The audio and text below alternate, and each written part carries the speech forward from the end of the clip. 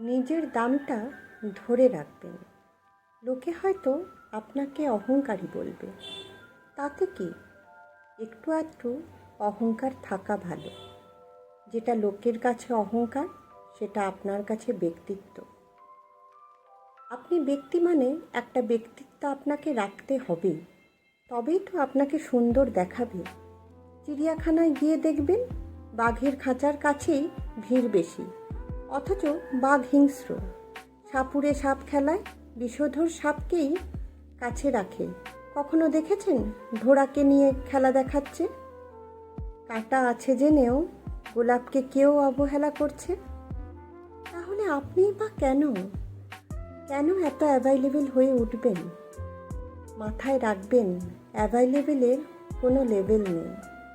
নিজের দামটা যদি নিজে না কমান, তাহলে আপনার দাম কেউ কমাতে পারবে না।